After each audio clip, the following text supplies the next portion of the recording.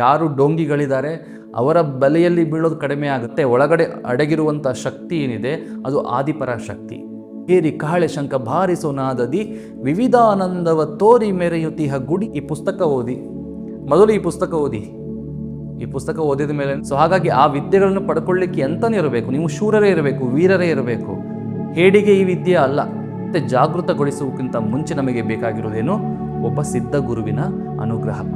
ಯಾರೋ ಕುಟಿಲ ಅಥವಾ ಡಾಂಬಿಕ ಈ ಪುಸ್ತಕಗಳನ್ನು ಓದಿ ಮರಳು ಮಾಡಲಿಕ್ಕೆ ಏನಾದರೂ ಒಂದು ಯೋಜನೆಯನ್ನು ಮಾಡ್ಕೊಂಡು ಬಂದ್ಬಿಡ್ತಾನೆ. ಎಲ್ಲ ಯೋಗಿಗಳಿಗೆ, ಭೋಗಿಗಳಿಗೆ, ರೋಗಿಗಳಿಗೆ ನಮಸ್ಕಾರ.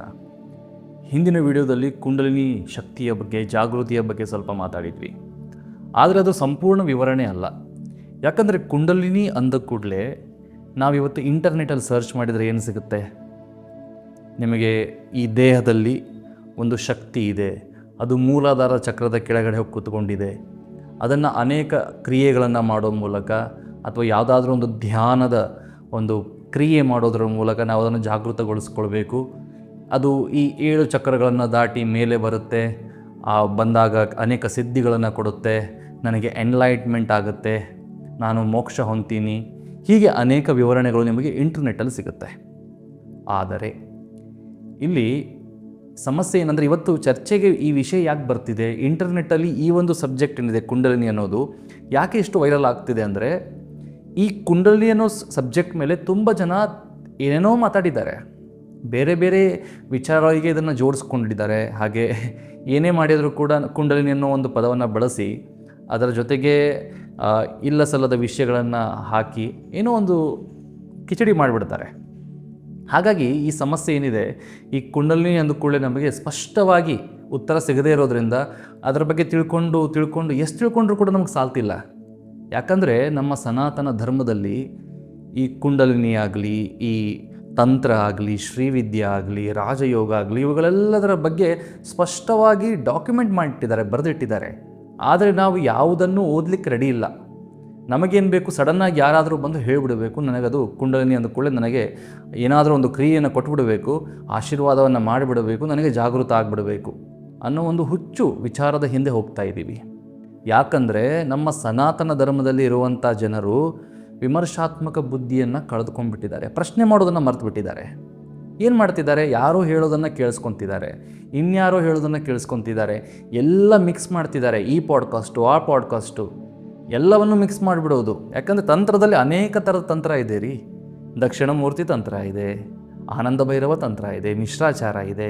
ಯಾವ ವ್ಯಕ್ತಿ ಯಾವ ಆಚರಣೆಯನ್ನು ಮಾಡ್ತಿದ್ದಾನೆ, ಯಾವ ಆಚರಣೆಯಿಂದ ಅವನು ತನ್ನ ವಿಚಾರವನ್ನು ಇಡ್ತಿದ್ದಾನೆ, ಅದರ ಬಗ್ಗೆ ನಮಗೆ ವಿಶ್ಲೇಷಣೆ ಮಾಡುವಂಥ ಒಂದು ಮನಸ್ಥಿತಿ ಇಲ್ಲ. ಎಲ್ಲವನ್ನೂ ತೆಗೆದುಕೊತಿದ್ದೀವಿ, ಇವರು ಇದು ಹೇಳ್ತಿದ್ದಾರೆ, ಅವರು ಅದು ಹೇಳ್ತಿದ್ದಾರೆ ಅಂತ. ಹಾಗಾಗಿ ನಮಗೆ ಓದೋದನ್ನು ಬಿಟ್ಬಿಟ್ಟಿದ್ದೀವಿ ನಾವು. ನೋಡಿ, ಇಲ್ಲೊಂದು ಪುಸ್ತಕ ಇದೆ, ಇದೊಂದು ಅದ್ಭುತ ಪುಸ್ತಕ. ಇದನ್ನು ಅದ್ಭುತ ಅಂತ ಕರಿತೀನಿ ನಾನು. ಯಾಕಂದರೆ ವಿವೇಕಾನಂದರು ಈ ಪುಸ್ತಕದಲ್ಲಿರುವಂಥ ಅನೇಕ ಮಾತುಗಳನ್ನು ಆಡಿದ್ದಾರೆ. ರಾಜಯೋಗ ಅನ್ನೋ ಒಂದು ಪುಸ್ತಕ ಇದು. ಈ ಪುಸ್ತಕದಲ್ಲಿ ತಮ್ಮ ಜೀವನ ಕಾಲದಲ್ಲಿ ಅವರು ಯಾವ್ಯಾವ ರೀತಿಯ ಪ್ರವಚನಗಳನ್ನು ಕೊಟ್ಟಿದ್ದಾರೆ ರಾಜಯೋಗದ ಮೇಲೆ, ಆ ಒಂದು ಎಲ್ಲ ಪ್ರವಚನಗಳ ಒಂದು ಸಾರ ಈ ಪುಸ್ತಕ. ಅದರ ಜೊತೆಗೆ ನಿಮಗೆ ಇಲ್ಲಿ ಪತಂಜಲಿ ಯೋಗ ಸೂತ್ರಗಳು ಸಿಗುತ್ತೆ. ಈ ಪುಸ್ತಕವನ್ನು ಎಲ್ಲರೂ ಓದಲೇಬೇಕು. ನೋಡಿ, ನಮಗೆ ಆ ಪುಸ್ತಕ ಸಣ್ಣದಿದೆ, ಓದಲಿಕ್ಕೆ ಸಾಧ್ಯ ಇಲ್ಲ ಅನ್ನೋ ಸ್ಥಿತಿಗೆ ಬಂದುಬಿಟ್ಟಿದ್ದೀವಿ ನಾವು. ಯಾಕಂದರೆ ನಮಗೆ 1 ಗಂಟೆ ಪಾಡ್ಕಾಸ್ಟ್ ಕೇಳ್ತೀನಿ ಬೇಕಿದ್ರೆ, ಇನ್ನೂ ನಮಗೆ ಈ ಥರ ತಿಳಿಸಿ ಹೇಳಿ ಅಂತ ಹೇಳ್ತೀರಾ. ಆದರೆ ನೀವು ಲೈವ್ ಆಗಿ ಹೋಗಿ ಓದಲಿಕ್ಕೆ ನೀವು ಯಾರೂ ಮನಸ್ಸು ಮಾಡಲ್ಲ. ಎಲ್ಲಿವರೆಗೂ ನಮ್ಮ ಸನಾತನ ಧರ್ಮಿಗಳು ಪುಸ್ತಕವನ್ನು ಓದೋದು ಕಲಿಯಲ್ವೋ ಅಲ್ಲಿವರೆಗೂ ಯಾವುದೇ ವಿಚಾರ ಆಗಲಿ ಅದು ಸ್ಪಷ್ಟತೆಯಿಂದ ಕೂಡಿರಲ್ಲ, ಅದು ಅಸ್ಪಷ್ಟವಾಗೇ ಇರುತ್ತೆ. ಹಾಗೆ ಯಾರೋ ಕುಟಿಲ ಅಥವಾ ಡಾಂಬಿಕ ಈ ಪುಸ್ತಕಗಳನ್ನು ಓದಿ ಮರಳು ಮಾಡಲಿಕ್ಕೆ ಏನಾದರೂ ಒಂದು ಯೋಜನೆಯನ್ನು ಮಾಡ್ಕೊಂಡು ಬಂದುಬಿಡ್ತಾನೆ. ಹಾಗಾಗಿ ನಾವು ಆ ಒಂದು ವಿಮರ್ಶಾತ್ಮಕ ಬುದ್ಧಿಯನ್ನು ಹಿಡ್ಕೊಂಡು ತಿಳಿದುಕೊಳ್ಳುವಂಥ ಪ್ರಯತ್ನ ಮಾಡಬೇಕು, ಪ್ರಶ್ನೆ ಮಾಡಬೇಕು, ಯಾವುದೇ ವ್ಯಕ್ತಿ ಆಗಲಿ. ಯಾಕಂದರೆ ಈ ಸನಾತನ ಧರ್ಮದಲ್ಲಿ ಪ್ರತಿ ಬಾರಿಯೂ ಪರಮಾತ್ಮ ಬಂದಾಗಲೂ ಕೂಡ ಪಾರ್ವತಿ ಶಿವನನ್ನು ಅನೇಕ ಪ್ರಶ್ನೆಗಳನ್ನು ಮಾಡ್ತಾಳೆ. ಅದೇ ಆಗಮಗಳಾಗಿ ಬಂದಿದೆ. ಅದೇ ರೀತಿ ತಂತ್ರ ಕೂಡ ಅದೇ ಒಂದು ವಿದ್ಯಮಾನದಲ್ಲಿ ಬಂದಿರೋದು. ಭಗವಾನ್ ಕೃಷ್ಣ ಬಂದಾಗಲೂ ಕೂಡ ಅರ್ಜುನ ಅನೇಕ ರೀತಿಯ ಪ್ರಶ್ನೆಗಳನ್ನು ಹಾಕ್ತಾನೆ. ಈ ಪ್ರಶ್ನೆಗಳು ಹಾಕೋದೇ ಸನಾತನ ಧರ್ಮ. ನೀವು ಉಪನಿಷತ್ತುಗಳನ್ನು ನೋಡಿ, ಅಲ್ಲಿ ಗುರು ಶಿಷ್ಯರ ನಡುವೆ ಏನಾಗ್ತಿದೆ, ಒಂದು ಮಾತು ನಡೀತಾ ಇದೆ. ಇದು ನಾನು ಅನೇಕ ಬಾರಿ ಹೇಳಿದ್ದೀನಿ. ನಾನು ಮೊದಲಿಗೆ ಏನು ಹೇಳ್ತೀನಿ ಅಂದರೆ, ನೀವು ನನ್ನ ಈ ಒಂದು ಮಾತನ್ನು ಕೇಳಿದ ಮೇಲೆ ನಿಮ್ಮಲ್ಲಿ ಅನೇಕ ಥರದ ಪ್ರಶ್ನೆಗಳು ಬರುತ್ತೆ. ಆ ಪ್ರಶ್ನೆಗಳನ್ನು ಕಮೆಂಟ್ ಬಾಕ್ಸಲ್ಲಿ ಹಾಕಿ. ತುಂಬ ಜನ ನನಗೆ DM ಮಾಡ್ತೀರಾ, ಇನ್ಸ್ಟಾಗ್ರಾಮಲ್ಲಿ ಮೆಸೇಜ್ ಮಾಡ್ತೀರಾ, ಅಥವಾ ಪರ್ಸ್ನಲ್ ಕಾಲ್ ಮಾಡಿ ಪ್ರಶ್ನೆಗಳನ್ನು ಕೇಳ್ತೀರಾ, ಅಥವಾ ನಮ್ಮ ಯೋಗ ಅಭ್ಯಾಸದ ಸ್ಥಳಗಳಲ್ಲಿ ಕೇಳ್ತೀರಾ, ಅಥವಾ ಸತ್ಸಂಗದಲ್ಲಿ ಕೇಳ್ತೀರಾ. ಅಲ್ಲಿ ಕೇಳೋಕ್ಕಿಂತ ನೀವು ಈ ಕಮೆಂಟ್ ಬಾಕ್ಸಲ್ಲಿ ಆ ಪ್ರಶ್ನೆಗಳನ್ನು ಹಾಕಿ, ಆ ಪ್ರಶ್ನೆಗಳಿಗೆ ಅಲ್ಲೇ ಉತ್ತರ ಕೊಡ್ತೀನಿ. ಸಾಧ್ಯ ಆದರೆ ಆ ಪ್ರಶ್ನೆಗಳನ್ನು ಈ ವಿಡಿಯೋಗಳ ಮೂಲಕ ನಾನು ಉತ್ತರಿಸೋ ಪ್ರಯತ್ನ ಮಾಡ್ತೀನಿ. ಹಿಂದಿನ ವಿಡಿಯೋದಲ್ಲಿ ಒಂದು ಪ್ರಶ್ನೆ ಬಂದಿತ್ತು, ಸೂಕ್ಷ್ಮ ಶರೀರದ ಬಗ್ಗೆ ಮಾತಾಡಿದ್ದೆ. ಸೂಕ್ಷ್ಮ ಶರೀರ ಹಾಳಾಗೋಗುತ್ತೆ ಅಂತ. ಯಾಕಂದರೆ ಈ ಕುಂಡಲಿನಿ ಜಾಗೃತಿಯ ವಿಚಾರವನ್ನು ಹಿಡ್ಕೊಂಡು ನೀವೇನಾದರೂ ಕಠಿಣ ಧ್ಯಾನ ಮಾಡೋದು ಅಥವಾ ಏನಾದರೂ ಒಂದು ಕ್ರಿಯೆ ಮಾಡಿ ನಿಮ್ಮ ಬಹಳ ಸೀರಿಯಸ್ ಆಗಿ ತೊಗೊಂಡ್ಬಿಟ್ಟು ಏನಾದರೂ ಮಾಡಲಿಕ್ಕೆ ಹೋದರೆ, ಯಾಕಂದರೆ ಇದು ಯಾಕೆ ಹೇಳ್ತಿದ್ದೀನಿ ಅಂದರೆ, ತುಂಬ ಜನ ನೀವೇನಾದರೂ ಕ್ರಿಯೆ ಕಲಿತಾ ಇದ್ದರೆ ಅಥವಾ ಏನಾದರೂ ಇಂಟರ್ನಲ್ ಪ್ರೊಸೆಸ್ ಮಾಡ್ಕೊಳ್ತಾ ಇದ್ದರೆ ತುಂಬ ಸೀರಿಯಸ್ ಆಗಿ ಮಾಡಲ್ಲ, 1 ದಿನ 2 ದಿನ ಮಾಡಿ ಬಿಟ್ಬಿಡ್ತೀರಾ. ಆದರೆ ಕೆಲವೊಬ್ರು ಹಾಗಿರಲ್ಲ, ಕೆಲವೊಬ್ರು ಬಹಳ ಸೀರಿಯಸ್ ಆಗಿ ತೊಗೊಂಡಿರ್ತಾರೆ, ಅವರು ತುಂಬ ದಿನಗಳ ಕಾಲ ಮಾಡ್ತಿರ್ತಾರೆ. ಆವಾಗ ಅವರ ದೇಹದಲ್ಲಿ ಏನಾದರೂ ಒಂದು ಬದಲಾವಣೆ ಆಗುತ್ತೆ, ಅವರ ಸೂಕ್ಷ್ಮ ಶರೀರದಲ್ಲಿ ಇದರಿಂದ ಹಾನಿ ಉಂಟಾಗುತ್ತೆ. ಮೊದಲು ನಿದ್ರೆಯ ಸಮಸ್ಯೆ ಆಗಿರ್ಬೋದು, ಅಥವಾ ಭ್ರಾಂತಿ ಉಂಟಾಗೋದಾಗಿರ್ಬೋದು, ಅಥವಾ ಏನೋ ಒಂದು ಬೆಳಕು ಕಂಡ ಹಾಗೆ, ಈ ರೀತಿ ಬೇರೆ ಬೇರೆ ಸಮಸ್ಯೆಗಳು ಆರಂಭ ಆಗುತ್ತೆ. ಈ ಸಮಸ್ಯೆಗಳು ಬಂದಾಗ ಅವರಿಗೆ ಆ ಪರಿಹಾರ ಕೊಡಲಿಕ್ಕೆ ಯಾರು ಈ ಕ್ರಿಯೆಯನ್ನು ಹೇಳ್ಕೊಟ್ಟಿರ್ತಾರೆ ಅವರು ಇದನ್ನು ನಿಮಗೆ ಕೊಡಲ್ಲ. ಏನೋ ಇರ್ಬೋದು ಬಿಡು ಅಂತ ಸುಮ್ಮನಾಗ್ಬಿಡ್ತಾರೆ, ಅಥವಾ ನಿಮಗೆ ಸ್ಪಂದಿಸೋದೇ ಇಲ್ಲ. ಇಂತಹ ಒಂದು ಪರಿಸ್ಥಿತಿಯಲ್ಲಿ ಅರ್ಧಕ್ಕೆ ಕೈ ಬಿಟ್ಟಾಗ ಆಗಿಬಿಡುತ್ತೆ. ಹಾಗಾಗಿ ಕುಂಡಲಿನಿ ಜಾಗೃತಿ ಅನ್ನೋ ವಿಚಾರದಲ್ಲಿ ಭಾಳ ಸ್ಪಷ್ಟತೆಯನ್ನು ಇಟ್ಕೊಳ್ಳಿ. ಈ ಪುಸ್ತಕ ಓದಿ, ಮೊದಲು ಈ ಪುಸ್ತಕ ಓದಿದ ಮೇಲೇ ನಿಮಗೆ ಒಂದು ಸ್ಪಷ್ಟ ಒಂದು ತಿಳುವಳಿಕೆ ಬರುತ್ತೆ. ಯೋಗ ಅಂದರೆ ಏನು, ಎಷ್ಟು ಥರದ ಯೋಗ ಇದೆ, ನಮ್ಮ ದೇಹದಲ್ಲಿ ಎಷ್ಟು ಥರದ ನಾಡಿಗಳಿದೆ. ನೋಡಿ, ನಮ್ಮ ದೇಹದಲ್ಲಿ 72,000 ನಾಡಿಗಳಿದೆ. ನಾನು ಸೂಕ್ಷ್ಮ ಶರೀರದ ಬಗ್ಗೆ ಮಾತಾಡ್ತಾ ಹೇಳ್ತೀನಿ ಈಗ. ನೋಡಿ, ನಮ್ಮ ದೇಹದಲ್ಲಿ ಒಟ್ಟಾಗಿ 3 ರೀತಿಯ ಶರೀರ ಇದೆ. ಒಂದನ್ನು ಸ್ಥೂಲ ಶರೀರ ಅಂತ ಕರಿತೀವಿ, ಇನ್ನೊಂದು ಸೂಕ್ಷ್ಮ ಶರೀರ ಅಂತ ಕರಿತೀವಿ, ಇನ್ನೊಂದು ಕಾರಣ ಶರೀರ ಅಂತ ಕರಿತೀವಿ. ಈ 3 ಶರೀರಗಳ ಜೊತೆಗೆ ನಾವು ಪಂಚಕೋಶಗಳನ್ನು ಜೋಡಿಸಬೇಕಾಗತ್ತೆ. ಯೋಗ ಹೇಳುತ್ತೆ ನಮಗೆ ಪಂಚಕೋಶಗಳಿದೆ ಅಂತ. ಅನ್ನಮಯ ಕೋಶ ಅಂದರೆ ಫಿಸಿಕಲ್ ಬಾಡಿ, ಪ್ರಾಣಮಯ ಕೋಶ, ಮನೋಮಯ ಕೋಶ, ವಿಜ್ಞಾನಮಯ ಕೋಶ ಮತ್ತು ಆನಂದಮಯ ಕೋಶ ಅಂತ. ಈ ಸ್ಥೂಲ ಶರೀರ ಅಂದರೆ ಈ ಅನ್ನಮಯ ಕೋಶ, ಅಂದರೆ ಈ ಫಿಸಿಕಲ್ ಬಾಡಿ, ಕಣ್ಣಿಗೆ ಕಾಣ್ತಿರುವಂಥದ್ದು. ಇನ್ನೊಂದು ಸೂಕ್ಷ್ಮ ಶರೀರ ಅಂದರೆ ದೇಹ ತ್ಯಾಗ ಮಾಡಿದಾಗ ಪ್ರಾಣ ಹೋಯಿತು ಅಂತ ಹೇಳ್ತೀವಲ್ಲ, ಈ ಸೂಕ್ಷ್ಮ ಶರೀರವೇ ಹೋಗೋದು.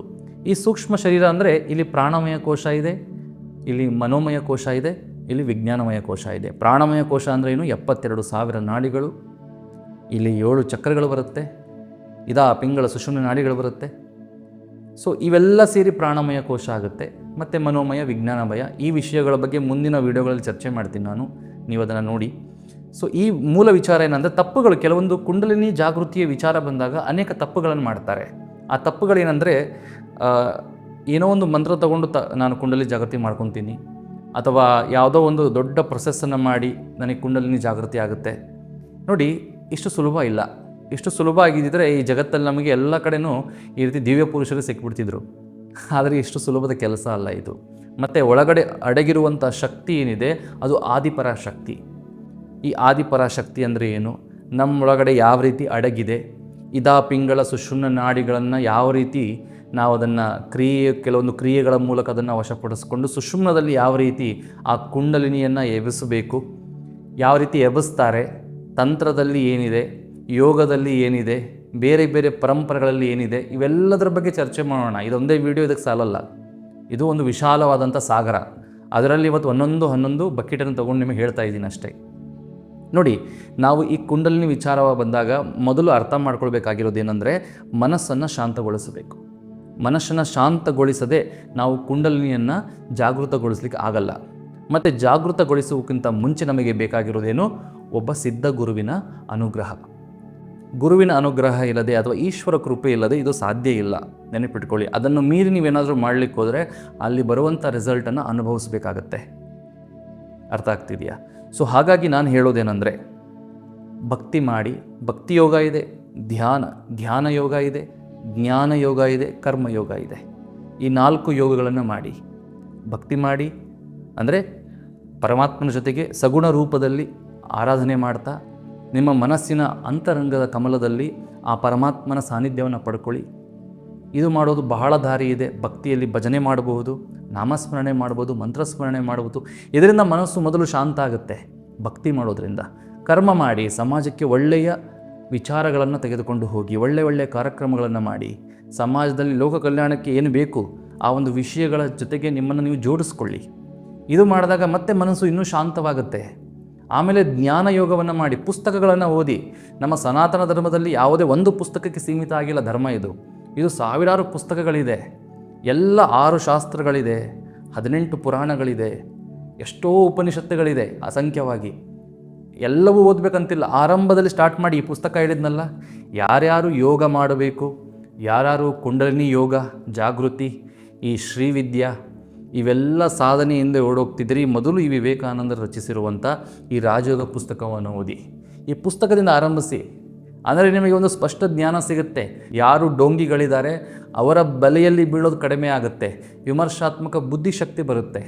ಎಲ್ಲವನ್ನು ಪ್ರಶ್ನೆ ಮಾಡುವಂಥ ಒಂದು ಆತ್ಮವಿಶ್ವಾಸ ಬರುತ್ತೆ.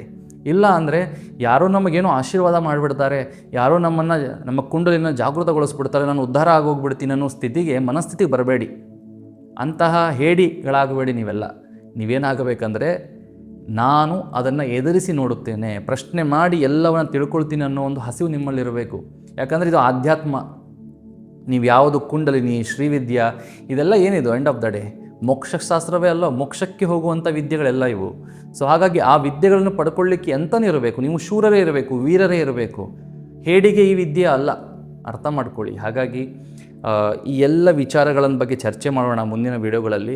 ಆದರೆ ಒಂದು ವಿಷಯವನ್ನು ನಾವು ಬಹಳ ಗಮನ ಹರಿಸ್ಬೇಕಂದ್ರೆ, ಈ ಪುಸ್ತಕಗಳನ್ನು ಓದೋದು ಒಂದು ರೀತಿ ಆದರೆ, ನಮ್ಮ ಇಡೀ ದಾಸ ಪರಂಪರೆ ಏನಿದೆ ಕರ್ನಾಟಕದಲ್ಲಿ, ಪುರಂದರ ದಾಸರಿರ್ಬೋದು, ಕನಕದಾಸರಿರ್ಬೋದು, ಶರಣ ಪರಂಪರೆ ಇದೆ, ಹಾಗೆ ಅನೇಕ ಸಿದ್ಧ ಪರಂಪರೆಗಳಿವೆ. ಈ ಎಲ್ಲ ಪರಂಪರೆಗಳಲ್ಲಿ ಹಾಡುಗಳನ್ನು ರಚನೆ ಮಾಡಿದ್ದಾರೆ. ನೀವು ಶಿಶುನಾಳ ಶರೀಫರ ಹಾಡನ್ನು ಕೇಳಿ, ಗುಡಿಯ ನೋಡಿರಣ್ಣ ದೇಹದ ಗುಡಿಯ ನೋಡಿರಣ್ಣ, ಗುಡಿಯ ನೋಡಿರಿದು ಪೊಡವಿಗೆ ಒಡೆಯನು, ಅಡಗಿಕೊಂಡು ಕಡು ಬೆಳಕಿನಲ್ಲಿರುತ್ತೀಹ. ಅಡಗಿಕೊಂಡು ಕೊಳಗೆ ಕುಳಿತುಕೊಂಡಿದ್ದಾನೆ ಪರಮಾತ್ಮ. ಅರ್ಥ ಆಗ್ತಿದೆಯಾ? 3 ಮೂಲೆಯ ಕಲ್ಲು, ಕೆಳಗಡೆ ಜಾರುತ್ತಿರುವ ಕಲ್ಲು, ಧೀರ ನಿರ್ಗುಣನು ಸಾರಸ ಗುಣದಲ್ಲಿ. ಅಂದರೆ ಈ 3 ಮೂಲೆಯ ಕಲ್ಲು ಅಂದರೆ ಮೂಲಾಧಾರ ಚಕ್ರವನ್ನು ಹೇಳ್ತಾ ಇದ್ದಾರೆ. ಯಾವುದನ್ನು ಕುಂಡಲಿನಿ ಅಂತ ಹೇಳ್ತಿದ್ದೀವಲ್ಲ, ಅದನ್ನು ಹಾಡಿನ ಮೂಲಕ ಶಿಶುನಾಳ ಶರೀಫರು ಏನು ಮಾಡ್ತಿದ್ದಾರೆ, ಒಳಗಡೆ ಅಡಗಿಕೊಂಡು ಕುಳಿತುಕೊಂಡಿದ್ದಾನೆ. ಧೀರ ನಿರ್ಗುಣನು, ನಿರ್ಗುಣ ಪರಮಾತ್ಮ ಸಗುಣ ರೂಪದಲ್ಲಿ ಕುತ್ಕೊಂಡಿದ್ದಾನೆ. ಅದನ್ನೇ ಕುಂಡಲಿನಿ ಅಂತ ಕರೆದಿರೋದು. ಧೀರ ನಿರ್ಗುಣನು ಸಾರಸ ಗುಣದಲ್ಲಿ. ನೋಡಿ ಎಷ್ಟು ಅದ್ಭುತವಾಗಿದೆ. ಅದಕ್ಕೆ ಹೇಳಿದ್ದಾರೆ ಶಿಶುನಾಳ ಶರೀಫರು, 6 ಕಟ್ಟಿ ಮೇಲಕ್ಕೆ ಏರಿದವನು ಗಟ್ಟಿ, ಬೇರಿ ಕಹಳೆ ಶಂಕ ಬಾರಿಸೋ ನಾದದಿ ವಿವಿಧಾನಂದವ ತೋರಿ ಮೆರೆಯುತ್ತಿಹ ಗುಡಿಯ ನೋರಿರನ್ನ. ಕುಂಡಲಿ ಮೇಲಕ್ಕೆ ಏಳಬೇಕಿದ್ರೆ ಬೇರಿ ಕಹಳಿ ಶಂಕ ಬಾರಿಸುವ ನಾದಗಳು ಕಿವಿಗೆ ಬೀಳುತ್ತೆ ಅಂತ ಅವರ ಅನುಭವದ ಮಾತುಗಳನ್ನು ಹಾಡಿನ ರೂಪದಲ್ಲಿ ಹೇಳ್ತಿದ್ದಾರೆ. ನೋಡಿ ಎಷ್ಟು ಅದ್ಭುತವಾದಂಥ ಸಾಹಿತ್ಯ ನಮ್ಮ ಮುಂದೆ ಇದೆ. ಅನೇಕ ಸಾವಿರಾರು ಪುಸ್ತಕಗಳು ನಮ್ಮ ಮುಂದೆ ಇದೆ. ನಮಗೆ ಬೇಕಾಗಿರೋದೇನು, ನಂದಿ ಅಂತ ಒಂದು ಮನಸ್ಥಿತಿ. ಹೇಗೆ ನಂದಿ ಲಿಂಗವನ್ನು ನೋಡಿಕೊಂಡು ತನ್ನ ಮನಸ್ಸನ್ನು ನಂದಿಸ್ತಾ ಇದ್ದಾನೋ, ಹಾಗೆ ನಾವು ಕೂಡ ಈ ಬುದ್ಧಿಶಕ್ತಿಯನ್ನು ಬಳಸ್ಕೊಂಡು, ವಿವೇಕವನ್ನು ಬಳಸ್ಕೊಂಡು ನಾವೇನು ಮಾಡಬೇಕು, ಈ ಒಂದು ಶ್ರೀವಿದ್ಯೆ ಆಗಲಿ, ಕುಂಡಲಿನಿ ಜಾಗೃತಿ ಆಗಲಿ, ಅಥವಾ ಯಾವುದೇ ಥರದ ಯೋಗ ಆಗಲಿ, ಎಲ್ಲವನ್ನು ನಾವು ಗಮನಿಸಬೇಕು. ಅದನ್ನು ಬಿಟ್ಟು ನಾವು ವ್ಯಕ್ತಿ ಪೂಜೆ ಮಾಡ್ತಾ ಯಾರೋ ಹೇಳಿದನ್ನೇ ಕೇಳ್ಕೊಂಡು ಕುಳಿತುಕೊಳ್ಳುವಂಥ ಸ್ಥಿತಿಗೆ ಹೋಗಬಾರದು. ಹಾಗಾಗಿ ನಮ್ಮ ಧರ್ಮ ಕ್ಷೀಣಿಸ್ತಾ ಹೋಗ್ತಾ ಇದೆ. ಬುದ್ಧಿಶಕ್ತಿಯನ್ನು ಬಳಸ್ಕೊಳ್ಳಿ, ವಿವೇಕವನ್ನು ಜಾಗೃತಗೊಳಿಸಿ, ಪ್ರಶ್ನೆಗಳನ್ನು ಕೇಳಿ. ಇದನ್ನು 1000 ಬಾರಿ ಹೇಳ್ತೀನಿ. ಎಲ್ಲವನ್ನೂ ಪ್ರಶ್ನಿಸಿ. ಪ್ರಶ್ನೆ ಮಾಡೋದರಿಂದಲೇ ಮಂಥನ ಆಗುತ್ತೆ. ಮಂಥನವೇ ಸಮುದ್ರ ಮಂಥನ ಅಂತ ಕರೆದಿರೋದು. ಯಾರಿಗೆ ಸಮುದ್ರ ಮಂಥನ ತನ್ನ ಅಂತರಂಗದಲ್ಲಿ ನಡೀತಾ ಇರುತ್ತೆ, ಅವನಿಗೆ ಎಲ್ಲವೂ ಅಷ್ಟನಿಧಿಗಳು, ಅಷ್ಟೈಶ್ವರ್ಯಗಳು, ಮಹಾಲಕ್ಷ್ಮಿ, ಕಾಮಧೇನು, ಕಲ್ಪವೃಕ್ಷ ಇವೆಲ್ಲ ಸಾಂಕೇತಿಕವಾಗಿ ನಮ್ಮ ಸನಾತನ ಧರ್ಮದಲ್ಲಿ ಹೇಳಿದ್ದಾರೆ. ಅವು ಕತೆಗಳಲ್ಲ, ಕತೆಗಳೊಳಗೆ ಅಡಗಿರುವಂಥ ಅದ್ಭುತ ವಿಜ್ಞಾನ. ಈ ವಿಜ್ಞಾನ ಇವೆಲ್ಲವನ್ನು ತಿಳ್ಕೊಳ್ಳಿಕ್ಕೆ ಬೇಕಾಗಿರೋದು ವಿಮರ್ಶಾತ್ಮಕ ಬುದ್ಧಿಶಕ್ತಿ. ಆ ಶಕ್ತಿಯನ್ನು ನೀವು ಪಡ್ಕೊಳ್ತೀರಾ ಅಂತ ಅಂದ್ಕೊಂಡಿದ್ದೀನಿ. ಇಂದಿನಿಂದ ಆಧ್ಯಾತ್ಮ ಅಂದರೆ ಕಂಡವರ ಮಾತುಗಳನ್ನು ಕೇಳಿ ಸುಮ್ಮನೆ ಕುಳಿತುಕೊಳ್ಳೋದಲ್ಲ, ಆ ಮಾತುಗಳನ್ನು ಕೇಳಿ ಪುಸ್ತಕಗಳನ್ನು ಓದಿ ವಿಮರ್ಶೆಯನ್ನು ಮಾಡಿ ಆ ಒಂದು ಶುದ್ಧ ಜ್ಞಾನವನ್ನು, ಯಥಾರ್ಥ ಜ್ಞಾನವನ್ನು ತೆಗೆದುಕೊಳ್ಳುವಂಥ ಪ್ರಯತ್ನ ಮಾಡಿ ಅಂತ ಎಲ್ಲ ಸನಾತನ ಬಂಧುಗಳಿಗೆ ಹೇಳ್ತಾ ಇವತ್ತಿನ ವಿಡಿಯೋವನ್ನು ಇಲ್ಲಿಗೆ ಮುಗಿಸ್ತಾ ಇದ್ದೀನಿ. ಈ ಕುಂಡಲಿನಿ ಚರ್ಚೆ ಇವತ್ತಿಗೆ ಮುಗಿಯೋದಿಲ್ಲ. ಅರ್ಥ ಆಯ್ತಾ? ಶ್ರೀಮಾತಾ, ಶ್ರೀ ಮಹಾರಾಜ್ಞಿ, ಶ್ರೀಮತ್ ಸಿಂಹಾಸನೇಶ್ವರಿ, ಚಿದಗ್ನಿ ಕುಂಡ ಸಂಭೂತ, ದೇವಕಾರ ಸಮುದ್ಯತ, ಈ ಒಂದು ಮಹಾ ತ್ರಿಪುರ ಸುಂದರಿಯ ಬಗ್ಗೆ, ಈ ಆದಿಪರಾಶಕ್ತಿಯ ಬಗ್ಗೆ ತಿಳ್ಕೊಳ್ಳೋದು ತುಂಬ ಇದೆ. ಒಂದು ವಿಡಿಯೋದಲ್ಲಿ ಮುಗಿಸ್ಲಿಕ್ಕಾಗಲ್ಲ, ಸಮುದ್ರ ಅದು. ಹೀಗೆ ವಿಡಿಯೋಗಳನ್ನು ಮಾಡ್ತಾ ಇರ್ತೀನಿ. ನಿಮ್ಮ ವಿಮರ್ಶಾತ್ಮಕ ಬುದ್ಧಿಯನ್ನು ಬಳಸ್ಕೊಂಡು ಇವತ್ತು ನಾನು ಹೇಳಿರುವಂಥ ಈ ಪುಸ್ತಕವನ್ನು ಓದಿ ನಂತರ ಮುಂದಿನ ವಿಡಿಯೋಗಳನ್ನು ನೋಡಿ ಆವಾಗ ನಿಮ್ಮ ವಿಚಾರ ಶಕ್ತಿ ಹೇಗಿರುತ್ತೆ ಅಂತ ನೀವು ಕೂಡ ಅದ್ಭುತವಾಗಿ ಆಶ್ಚರ್ಯ ಪಡ್ತೀರಾ. ಸೊ ಎಲ್ಲರಿಗೂ ಶುಭವಾಗಲಿ. ಹರಿ ಓಂ ತತ್ಸತ್.